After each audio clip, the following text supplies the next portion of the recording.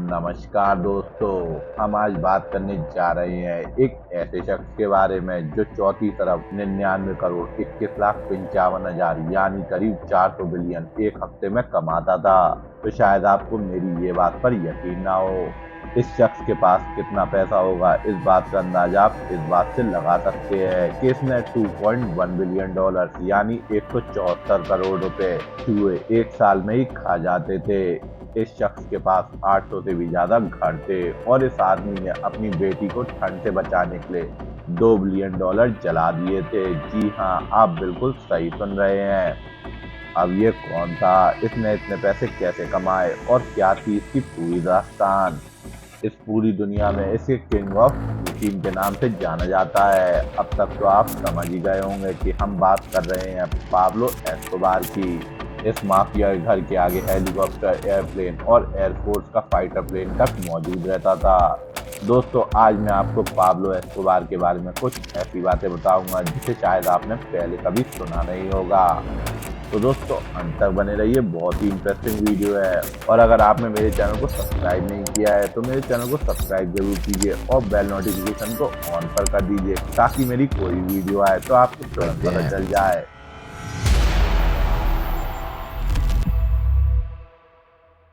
King of cocaine के नाम से मशहूर कोलंबियन ड्रग पाब्लो एस्कोबार की मौत भले ही दिसंबर 1993 को हो गई हो, लेकिन ड्रग तस्करी की दुनिया में ये शख्स जिस मुकाम पर पहुंचा है वहां आज तक इस दुनिया में कोई भी नहीं पहुंच पाया था। अपनी छोटी सी जिंदगी में इसने इतने पैसे कमाए जिसका कोई हिसाब नहीं था। इसके पास इतना पैसा हुआ करता था कि एक ड्रग माफिया दुनिया के अमीरों की गिनती में शुमार हो चुका था। पैब्लो एस्कोबार के पास पैसे के साथ साथ अच्छा खासा दिमाग भी था।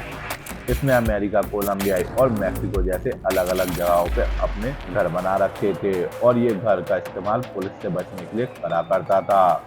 ये कब, कहाँ और किस घर पर रहता था उसकी जानकारी पैब्लो एस्कोबार के अलावा उसके करीबियों को भी नहीं होती थी। लोग कहते हैं कि पैब्लो एस्कोबार का जो सबसे बड़ा घर था, जिसे हेडक्वार्टर भी बोला जाता है, उसका नाम नेपोली स्टेट था। पाब्लो एस्कोबार की मौत के बाद उसके बेटे ने एक किताब लिखी थी। उस किताब में लिखा था कि नेपोली स्टेट के घर में किसी भी गाड़ी की एंट्री की जा सकती है और वह बड़े ही आसानी से। उस घर का एरिया इतना बड़ा था कि वहां आने वाला कोई शख्स अगर एरोप्लेन से भी आए तो वह बड़ी आसानी से घर के अंदर लैंड कर सकता है। नेपोलियन स्टेट में कई सारे प्लेन सर्विस देने के लिए हर समय तैयार रहते थे। पैब्लो ने हेलीकॉप्टर उतारने के लिए बाकायदा 2 हेलीपैड भी बनवाए थे। भाइयों, नेपोली स्टेट में एक दो नहीं बल्कि 27 टीमें मौजूद थी जिसमें करीब 10 घर बनवाए गए थे और इन 10 घरों में 17 कर्मचारी काम किया करते थे। नेपोली स्टेट में पार्क के साथ साथ एक एम्यूजमेंट जू भी बनवाया गया था और ये कोई ऐसा वैसा जू नहीं था। पाब्लो एस्कोबार ने घर में हिप्पोपोटामस जैसे जानवर तक पाल रखे थे और कैरिबियन द्वीप पर उसने जो मकान बनवाया था वह अपने आप में ही किसी किले से कम नहीं था। इसमें बड़ा सा स्विमिंग पूल था, हेलीपैड था, लैंडिंग पैड था और खिड़कियां पूरी बुलेट प्रूफ थी। नेपोली स्टेट में 3 जू मौजूद थे जिसमें लायन, एलिफेंट, हिप्पोपोटामस जैसे जंगली जानवर अवैध तरीके से रखे गए थे। जिराफ और जेब्रा जैसे जानवर तक पैब्लो ने अपने जू में रखे हुए थे। इस जू को पाब्लो ने आम लोगों के लिए भी खोल रखा था और पाब्लो के जू में लोगों को नॉर्मल जू के मुकाबले ज्यादा जानवर देखने को मिला करते थे। पाब्लो एस्कोबार ने इसमें घूमने के लिए फीस तय कर रखी थी। तो दोस्तों, इस बात से आपको ये तो पता लग गया होगा कि पाब्लो एस्कोबार के पास कितना अच्छा दिमाग था, क्योंकि ड्रग के साथ साथ वह जू से भी पैसा कमाया करता था। जब पाब्लो एस्कोबार को मार दिया जाता है तो पुलिस उसके घर पर कब्जा कर लेती है। साथ ही नेपोली स्टेट में बने जू में जितने भी जानवर अवैध रूप से रखे गए थे उन्हें रिहा कर दिया जाता है और उनको उनके नेचुरल क्लाइमेट में भेज दिया गया। हिप्पोपोटामस के अलावा सारे जानवरों को वहां से हटा दिया गया था।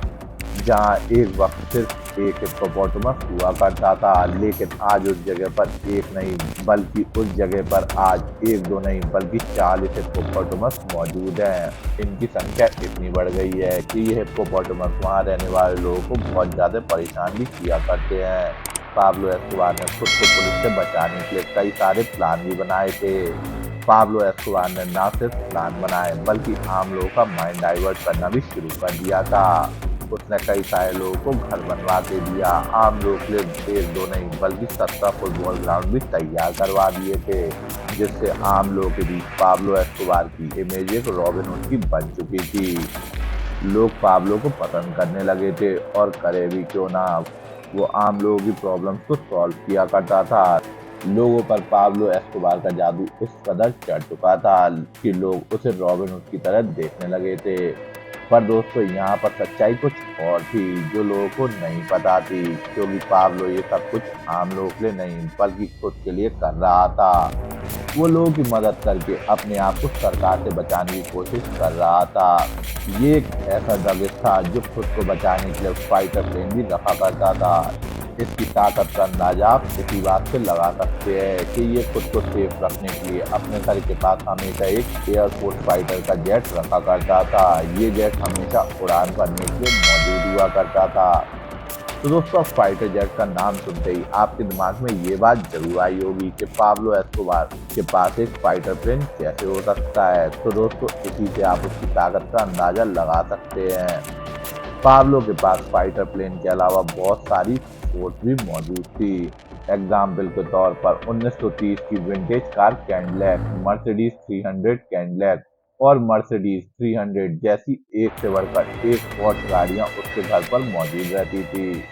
1951 में एस्कोबार ने खुद को कानून के हवाले करने की पेशकश भी की थी, बस शर्त ये थी कि वे अपनी जेल खुद बनवाएगा।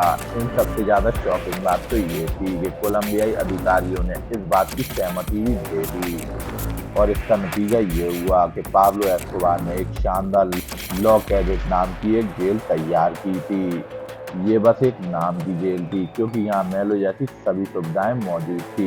जेल के अंदर नाइट क्लब, एक झरना और एक सॉकर मैदान भी मौजूद था।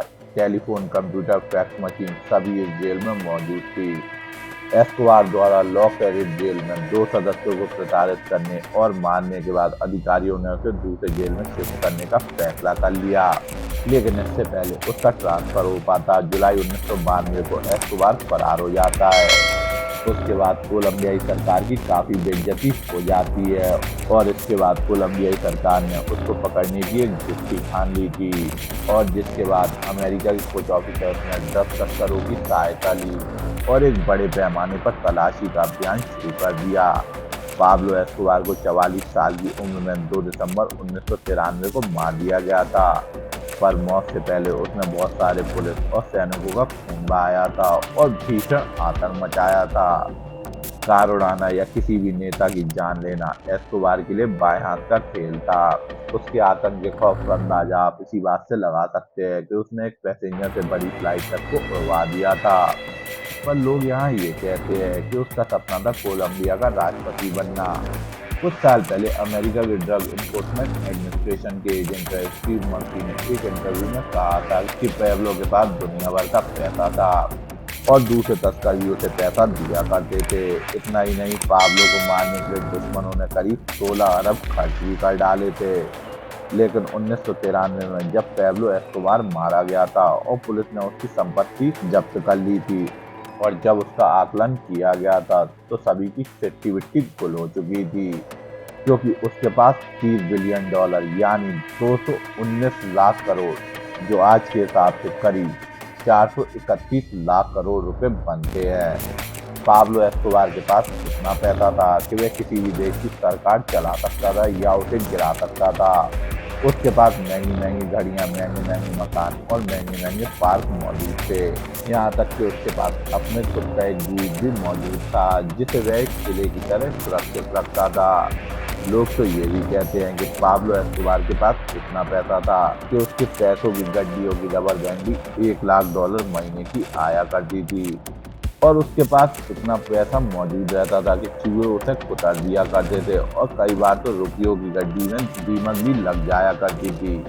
दोस्तों उस जमाने की सबसे महंगी घड़ी रोलेक्स घड़ी का भी उसे शौक था। लेकिन पाब्लो एस्कोबार की घड़ी इन सबसे अलग थी, क्योंकि उसकी घड़ी पूरी सोने की बनी हुई थी और उसमें छोटे छोटे 12 हीरे जड़े हुए थे। इस घड़ी की कीमत करीब 50 लाख रुपए बताई जाती है। इतना पैसा कमाने के बाद भी पाब्लो एस्कोबार ने अपना ज्यादा समय फैमिली के साथ नहीं बिताया। इतना पैसा होने के बाद भी उसे कभी शांति नसीब नहीं हुई। उसे हर वक्त ये टेंशन रहती थी कि पुलिस उसे कहीं ना कहीं से पकड़ ना ले, और आखिरकार 1993 को उसकी बहुत ही दर्दनाक मौत हो जाती है। तो दोस्तों, इससे हमें ये सीखने को मिलता है कि जुर्म का रास्ता कभी भी सफल नहीं होता, उसका अंत बहुत ही दर्दनाक होता है, जैसे पाब्लो एस्कोबार का हुआ। तो ये थी पाब्लो एस्कोबार की कहानी। तो दोस्तों, आप मेरे को कमेंट्स में जरूर बताइए कि आपको ये वीडियो कैसा लगा और इसमें आपको क्या खामी लगी। जब तक के लिए धन्यवाद। जय मां भारती।